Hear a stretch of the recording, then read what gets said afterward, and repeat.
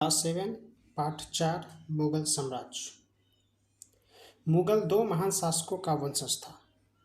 माता की ओर से मंगोल शासक चंगेज खां, जो कभी चीन और मध्य एशिया के कुछ भागों पर राज करता था, और माता और पिता की ओर से शासक तैमूर का वंशज था। यह वही तैमूर है जिसने 1398 में कभी दिल्ली पर आक्रमण किया था, और इस कारण मुगल साम्राज्य इस पे गर्व महसूस करता था, इसलिए वह पिता के वंशज को ही मानता था। 1526 ईस्वी में बाबर ने इब्राहिम लोदी के विरुद्ध पानीपत के प्रथम युद्ध लड़ा, जिसमें बाबर की जीत हुई और दिल्ली पर शासन करने लगा। धीरे धीरे उसने अपना राज्य का विस्तार किया। 1527 में खानवा में राणा सागर राजपूत और राजाओं के जो समर्थक थे उसे हराया, और 1528 में चंदेरी राजा को हराया। लेकिन अपने राज्य को बिना व्यवस्थित किए ही 1530 ईस्वी में वह मर गया। उसके बाद उसका बड़ा पुत्र हुमायूं राजा बना। प्रारंभ से ही उसे कई शक्तिशाली राजाओं का विरोध का सामना भी करना पड़ा, लेकिन अपने भाई मिर्जा कामरान के महत्वाकांक्षाओं के कारण हुमायूं अफगान के सामने फीका पड़ गया था।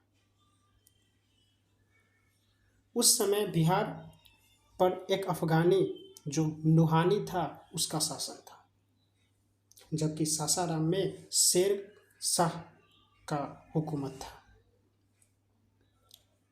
नुहानी अपने लोकप्रियता के कारण कई राजाओं के संपर्क में था। धीरे धीरे वह शेर खां के संपर्क में भी आने लगा। धीरे धीरे शेर खां बिहार पर हुकूमत करने लगा, और वह धीरे धीरे शक्तिशाली राष्ट्र बनने लगा। फिर शेर खान ने दिल्ली पर आक्रमण कर दिया और हुमायूं को दो बार 1539 में चौसा में और 1540 में कन्नौज में हराया, और फिर वहाँ से भागकर हुमायूं ईरान चला गया। फिर ईरान में सफ़ाविद शाह की मदद ली और 1555 में पुनः दिल्ली पर आक्रमण किया। इस बार उसे विजय प्राप्त हुई और पुनः दिल्ली का शासन उसके हाथों में आ गया।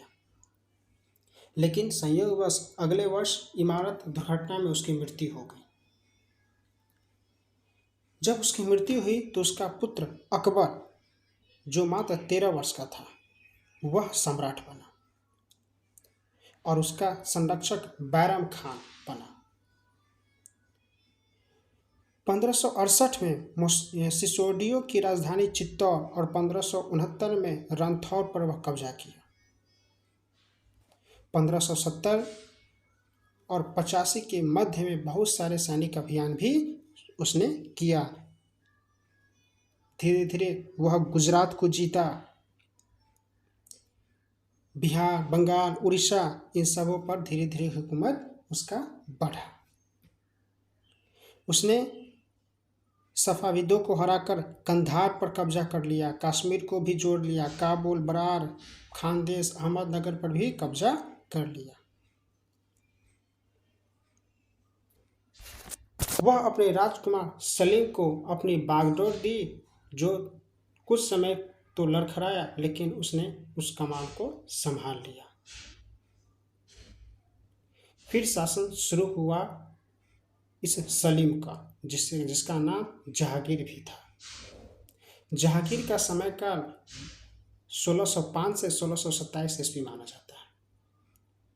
जहांगीर ने अकबर के सैन्य अभियान को आगे बढ़ाया। उसके शासनकाल में सामान्यतः शांतिपूर्ण रहा। इस समय अधिक युद्ध नहीं हुआ था, लेकिन फिर भी उसने पिता के द्वारा जीते गए क्षेत्रों पर नियंत्रण और प्रशासनिक व्यवस्था को बनाए रखा। पंजाब के कांगड़ा क्षेत्र पर अधिकार किया।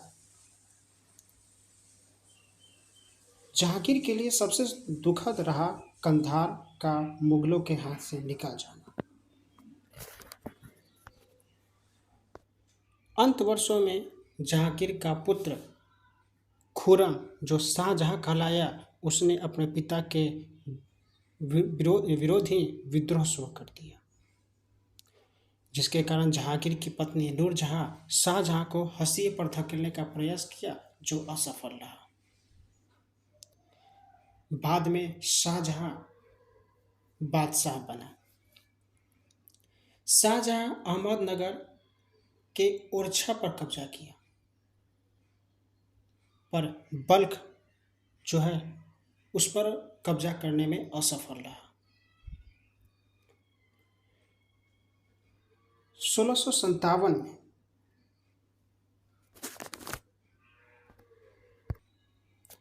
उसने कंधार को एक बार फिर अपने अधिकार क्षेत्र में ले लिया। उसने असम के कामरूप क्षेत्र पर भी अधिकार किया और अंत में 1657 में वह उसके पुत्रों के बीच उत्तराधिकारी के लिए लड़ाई शुरू हो गई और उस समय उनके पुत्रों के बीच जो लड़ाई शुरू हुई तो शाहजहां ने अपने एक बेटे दारा को बादशाह घोषित कर दिया। लेकिन शाहजहां के जो 4 पुत्र थे, जिसमें दारा को उसने तो बादशाह घोषित किया, जिससे अन्य पुत्र शुजा, औरंगजेब और मुरादा, ये तीनों इससे नाखुश हो गए और औरंगजेब ने अपने सभी तीनों भाइयों को मौत का घाट उतार दिया और शाहजहां को कारागार में डाल दिया। शाहजहां लगभग 8 वर्षों तक उसी कारागार में रहा और अंत में वह मर गया। औरंगजेब का शासनकाल 1658 से 1707 के बीच माना जाता है। मारवाड़ के राठौर ने मुगलों के खिलाफ विद्रोह किया क्योंकि उनकी राजनीति और उत्तराधिकारी में औरंगजेब हस्तक्षेप कर रहा था। मराठा सरदार शिवाजी के विरुद्ध मुगलों ने अभियान चलाया और उन्हें पकड़कर कारागार में डाल दिया। मुगलों ने जब उन्हें अपमानित किया तो वह कारागार से भाग निकलने में सफल हुए और उन्होंने मुगलों के विरुद्ध अभियान शुरू कर दिया। 1686 और 87 में मुगल राज्य बीजापुर और गोलाकुंड को भी मिला लिया। इस प्रकार से वह अफगानिस्तान से लेकर के तमिलनाडु तक फैल गया। राज्य की इस विस्तृत रूप ने कई नई समस्याओं को भी जन्म दिया। इनमें एक था वेतन के मद में मिलने वाले जागीरों की कमी, जो मुगल राज के पतन का कारक भी बना। 1707 ईस्वी में औरंगजेब की मृत्यु हो गई। अब मुगल शासक धीरे धीरे कमजोर होने लगा।